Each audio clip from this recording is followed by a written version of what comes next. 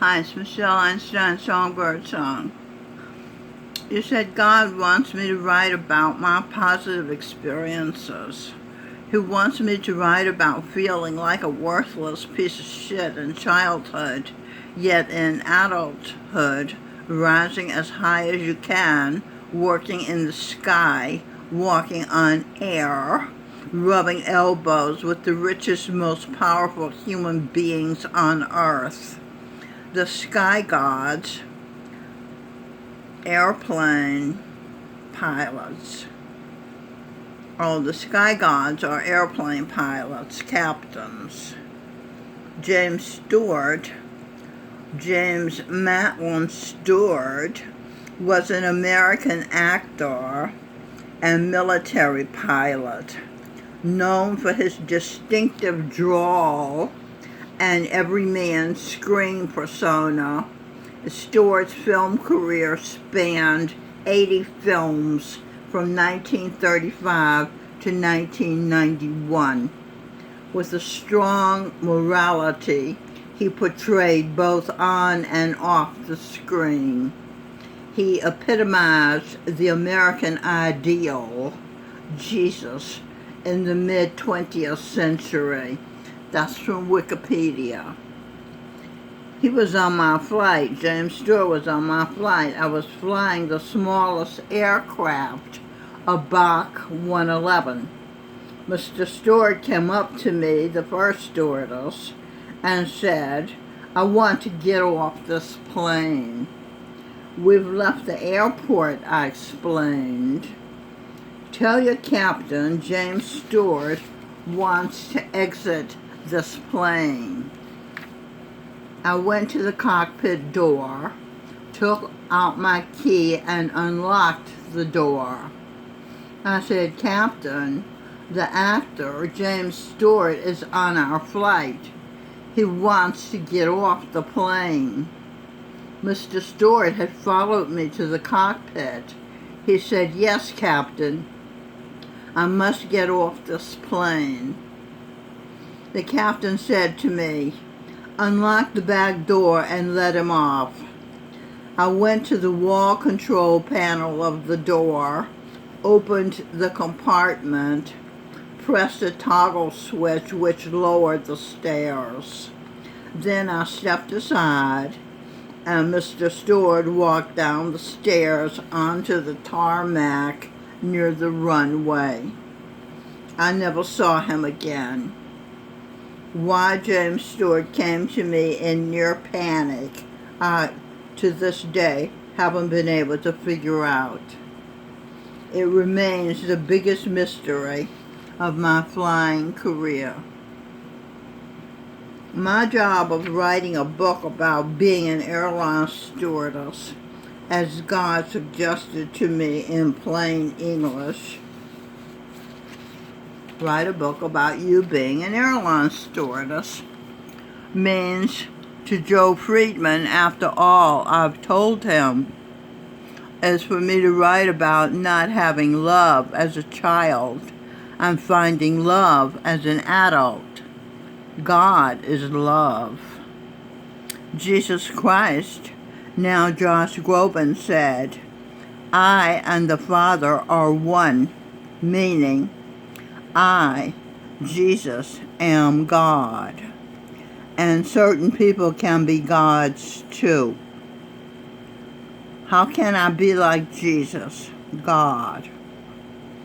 To be like Jesus is being a person willing to put his other before himself. When Jesus, Josh Groban, was convinced that his love, Mary Magdalene, was a lesbian who didn't like penises, he cut off his penis. He sang, "I am not a hero. I am not an angel. I am just a man trying to love her unlike any other, without a dick, without a pinprick, without my sexual organ, a penis. Would you cut off your penis, your pleasure organ, to please your beloved? No. Then Jesus is a superior lover. Would you, female, stay with your man if he'd mistakenly believed you are a lesbian who hates penises and cut off his penis? No. Then Mary Magdalene is a superior female lover because she let Jesus capture her soul, merge into her without a penis, she believed. She saw his face when he sliced off his dick. There was no mistaking his facial expression. He had done the unthinkable, the unimaginable. This mistake rivaled the mistake they made when they had been Romeo and Juliet, where their misunderstanding cost them their lives, the loss of the greatest love the world had ever known. How can Jesus top his sacrifice of removing his pleasure organ from his body? Homicide and suicide. Jesus, Josh Groban sang, "What I did for love, cut off my personal pleasure. I can't forget, don't regret what I did for love." Jesus told Mary Magdalene, "My eyes are fire red because I've been crying, thinking you might abandon me because you entertained thoughts doubting my love for you. Though I said, I sang, I idolized you. You do no wrong. My words are true. If you continue to doubt my love, I will throw you into the fire." That's homicide. Then jump into the fire behind you. That's suicide. If your negative thinking causes me to lose hope that ours is a love so great nothing can stop it, then eternity cannot be. The world cannot continue without a love so true it will last forever. It will inspire lovers to do their best to love to the fullest capacity of their being.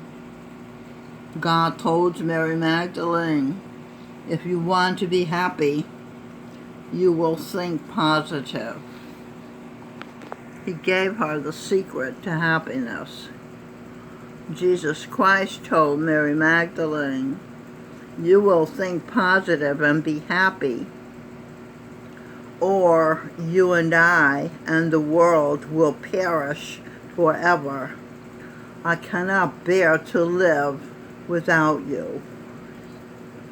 Mary Magdalene does not want to die anymore because she knows Jesus has come back to life, his second coming. Therefore, she has no choice but to believe in God's love for her. She must,